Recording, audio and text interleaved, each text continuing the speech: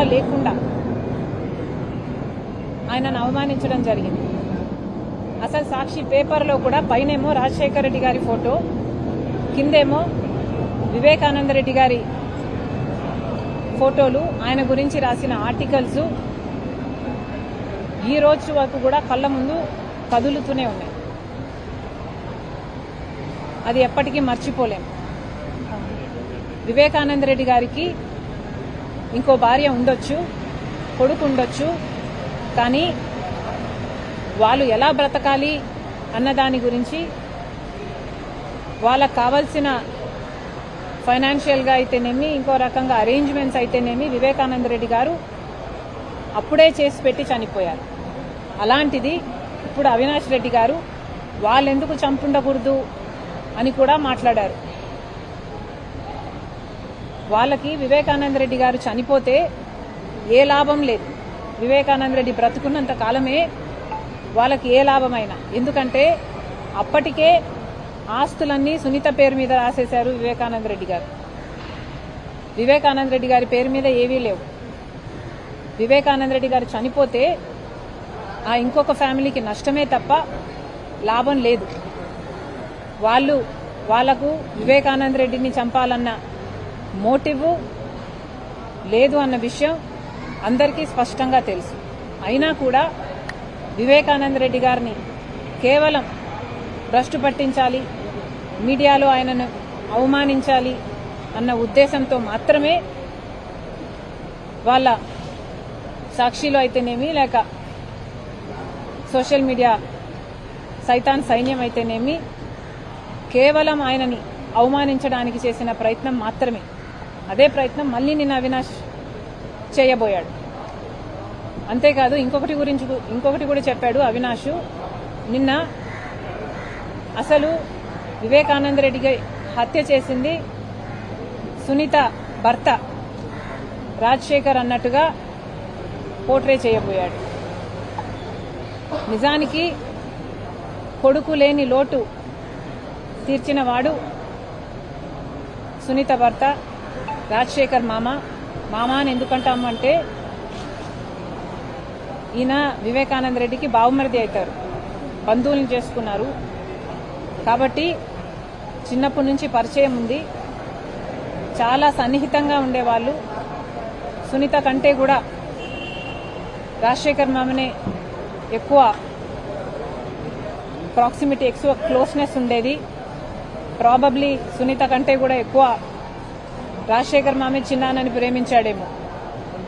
అంత బాగా, అంత సన్నిహితంగా ఉండేవాళ్ళు. అలాంటిది సునీత భర్తే ఎందుకు చంపుండకూడదు అని నిన్న మాట్లాడడం జరిగింది. ఇక్కడ గుర్తుపెట్టుకోవాల్సిన విషయం ఏమిటి అంటే,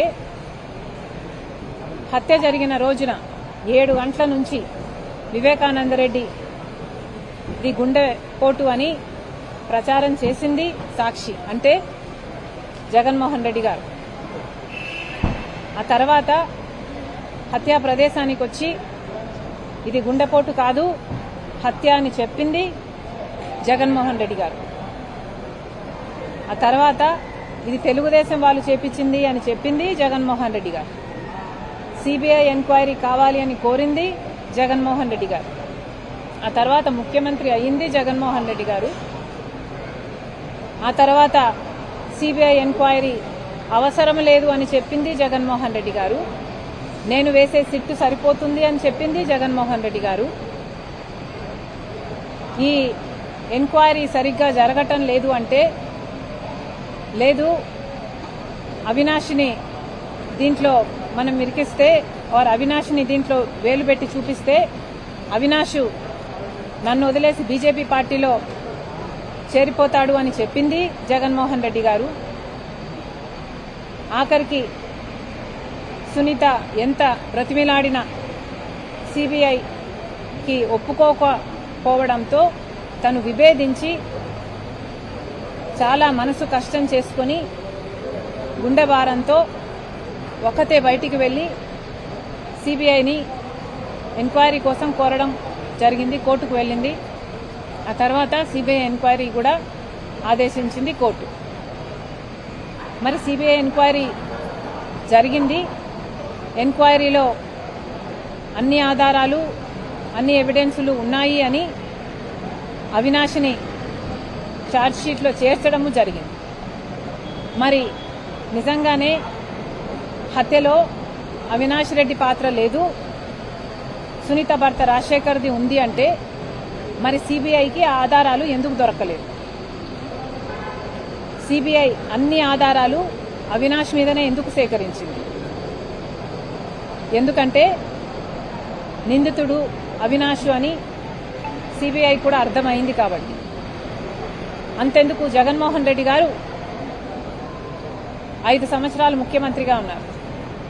మరి జగన్మోహన్ రెడ్డి గారు సునీత భర్తే హత్య చేశాడు అని ఇప్పుడు వీళ్ళు ఏదైతే థియరీ చెప్తున్నారో ఇదే నిజం అయి ఉంటే మరి జగన్మోహన్ రెడ్డి గారు ఎందుకు ఎంక్వైరీ వేయలేదు? ఎందుకు సాక్ష్యాలు సేకరించలేదు? సునీత భర్తే హత్య చేశాడు అని ఒక్క సాక్ష్యమైనా ఎందుకు బయట పెట్టలేదు? లేదా చిన్నాయన వేరే ఫ్యామిలీ హత్య చేశారు అని ఒక్క సాక్ష్యమైనా ఎందుకు బయట పెట్టలేదు? లేదా తెలుగుదేశం వాళ్ళే చంపించారు అని వాళ్ళు అన్నారు, పోనీ వాళ్ళ మీదైనా ఒక్క సాక్ష్యమైనా ఎందుకు బయట పెట్టలేదు?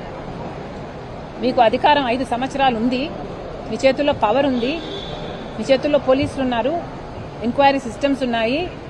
అయినా కూడా మీరు ఒక్క ఆధారం కూడా మీరు చెప్తున్న ఈ థియరీలు సపోర్ట్ చేస్తూ ఒక్క ఆధారం కూడా మీకు దొరకలేదు, మీరు బయట పెట్టలేదు అంటే దానికి కారణం అది అవాస్తవం కాబట్టి, దాంట్లో నిజం లేదు కాబట్టి. ఇది వాళ్లకు తెలుసు, ప్రజలకు కూడా తెలుసు. కానీ మీడియా ఉంది కదా అని పెద్ద పెద్ద పాంఫ్లెట్లు వేసుకుంటున్నారు, పెద్ద పెద్ద బ్యానర్ ఐటమ్లు వేసుకొని వాళ్ళకు కావాల్సిన నెరేటివ్ సెట్ చేయడానికి ప్రయత్నిస్తున్నారు. ఇది ఎలా ఉంది అంటే ప్రజలని కన్విన్స్ చేయలేకపోతే ప్రజల్ని కన్ఫ్యూజ్ చేయండి అన్నట్టుగా వాళ్ళ స్ట్రాటజీ ఉన్నట్టుగా కనిపిస్తుంది. కానీ వాస్తవం ఏమిటి అంటే ఈ హత్య ముమ్మాటికి కడప ఎంపీ టికెట్ విషయంగానే జరిగింది. ఇంత ఖచ్చితంగా ఎందుకు చెప్పగలుగుతున్నామంటే చిన్నాన వివేకానంద రెడ్డి గారు నా దగ్గరికి, నా ఇంటికి వచ్చి దాదాపు 2 గంటల పాటు ఈ విషయం నాతో చర్చించడం జరిగింది. కడప ఎంపీ టికెట్కు అవినాష్ కరెక్ట్ కాదు అన్న విషయం వివేకానంద రెడ్డి గారు గట్టిగా నమ్మారు. అదే జగన్మోహన్ రెడ్డి గారితో సహా అందరికీ చెప్పారు కూడా. అయినా కూడా జగన్మోహన్ రెడ్డి గారు అవినాష్కే టికెట్ ఇచ్చారు. ఇచ్చిన తర్వాత ఇక వివేకానంద రెడ్డి గారు కూడా జగన్మోహన్ రెడ్డి గారి మాట గౌరవించి అవినాష్ గెలుపు కోసమే కృషి చేశారు. కానీ ఈసారి అడ్డుకున్న వివేకానంద రెడ్డి గారు ఎప్పటికైనా తనకు అడ్డే అని అవినాష్కి అర్థమైంది. ఈ అడ్డును తొలగించుకోకపోతే ఎప్పటికైనా అవినాష్కి ఇబ్బందే అని అవినాష్కి వాళ్ళ తండ్రికి అర్థమైంది. కాబట్టే ఈ హత్య జరిగింది. ఇవేవీ తెలియనట్టుగా, ఇదేది నిజము కానట్టుగా ఇప్పుడు సునీత భర్తే హత్య చేయించాడు, సునీతే వాళ్ళ నాన్న గుండెపోటుతో చనిపోయాడు అన్న వార్తను సృష్టించింది ఆర్ పుట్టించింది. సునీత చంద్రబాబు గారి కోసం పనిచేస్తుంది అని ఈ మాటలన్నీ కూడా మిమ్మల్ని మీరు రక్షించుకోవడానికి చేస్తున్న ప్రయత్నంగా కనిపిస్తున్నాయి తప్పితే మిమ్మల్ని నిర్దోషులుగా చూపించటం లేదు. ఈ రోజు వరకు కూడా సునీతకు ప్రాణహాని ఉంది అని తెలిసి కూడా సునీత ధైర్యంగా, మహిళ అయినా ఒంటరిగా ఈ పోరాటం చేస్తుంది. న్యాయం కోసం, తన తండ్రి మరణం వెనుక ఉన్న నిజం కోసం అలుపెరగకుండా ఇంత పోరాటం చేస్తుందే. కనీసం అన్నగా జగన్మోహన్ రెడ్డి గారికి వీసంత కనికరమైనా లేదా? మీ మనస్సాక్షిని అడగండి, నిజమేదో. అసలు సునీత, చిన్నమ్మ బాధితులు కాదా? మరి వాళ్ళకు చూపించాల్సింది కనికరం కాదా? అలా కాకుండా బాధితుల పక్షాన నిలబడకుండా నిందితుల పక్షాన నిలబడ్డారు మీరు అంటే ఇది రాజశేఖర రెడ్డి గారి బ్రతికే ఉండుంటే ఎంత బాధపడేవారో మా అందరికీ తెలుసు. చంద్రబాబు గారిని కలిసింది అని మీరు ఇంతగా ఆరోపిస్తున్నారే సునీతను. అసలు చంద్రబాబు గారిని సునీత ఎందుకు కలిసింది? మీరు న్యాయం చేయలేదు కాబట్టి కదా కలిసింది. మిమ్మల్ని సిబిఐ వేయండి అన్నా అని మిమ్మల్ని అడగలేదా? అడిగినప్పుడు మీరు సిబిఐ ఎంక్వైరీకి ఒప్పుకునుంటే, న్యాయం పక్షాన నించునుంటే అసలు సునీత ఎందుకు విభేదించాలి? ఎందుకు బయటికి వెళ్లిపోవాలి? ఎందుకు ఇంత పోరాటం చేయాలి? ఎందుకు చంద్రబాబు గారి గడప తొక్కాలి? ఈరోజు సునీత ఇంత ఒంటరిగా పోరాటం చేస్తుంది అంటే దానికి కారణం మీరు వెలేస్తేనే కదా, మీరు తరిమేస్తేనే కదా, మీరు న్యాయం చేయకపోతేనే కదా. తనకి కర్మ పట్టింది ఈరోజు చంద్రబాబు గారిని అడిగేంత కర్మ. అయినా ఏమడిగింది? మీకు చేతనైనంత న్యాయం చేయండి అని అడిగింది. పోనీ చంద్రబాబు గారైనా చేస్తున్నారా? ఏం చేస్తున్నారు? సిబిఐ అన్యాయం చేస్తుంది, బీజేపీ అన్యాయం చేస్తుంది, ఈ కేసును నీరు గారుస్తున్నారు. చంద్రబాబు గారు ముఖ్యమంత్రిగా ఆడబిడ్డ కోసమైనా న్యాయం జరిపించండి అని బీజేపీని, సిబిఐని అడగాల్సిన బాధ్యత, డిమాండ్ చేయాల్సిన బాధ్యత ముఖ్యమంత్రిగా చంద్రబాబు గారికి లేదా? మరి చేశారా? ఈరోజు సునీత న్యాయం కోసం తట్టని తలుపు లేదు, ఎక్కని గడప లేదు, ఎక్కని మెట్టు లేదు. అసలు నిరంతరం 7 ఏళ్ళు అయింది. నిన్న మొన్నటికి మార్చి 15కి 7 ఏళ్ళు అయింది. ఇంతవరకు న్యాయం జరగలేదు. ఇంకా పోరాటం చేస్తూనే ఉంది, చేస్తుంది. తన ప్రాణం ఉన్నంత వరకు చేస్తుంది. అంత గట్టిగా నిలబడ్డ ఆడబిడ్డ మీద ఇంత దారుణంగా మీకు మీడియా ఉంది కదా అని మాట్లాడడం అన్యాయం అని మీకు అనిపించడం లేదా? వాళ్ళ సొంత నాన్న హార్ట్అటాక్తో చనిపోయారు అన్న వార్త సునీత పుట్టించిందా? సాక్షి పుట్టించలేదా? మీకు పాత్ర లేదా? అవినాష్ కాదా అక్కడ ఉన్నది లోకల్గా? సునీత వివేకానంద రెడ్డిని చంపింది సునీత భర్తనా? మీకు తెలియదా ఎవరు చంపారో?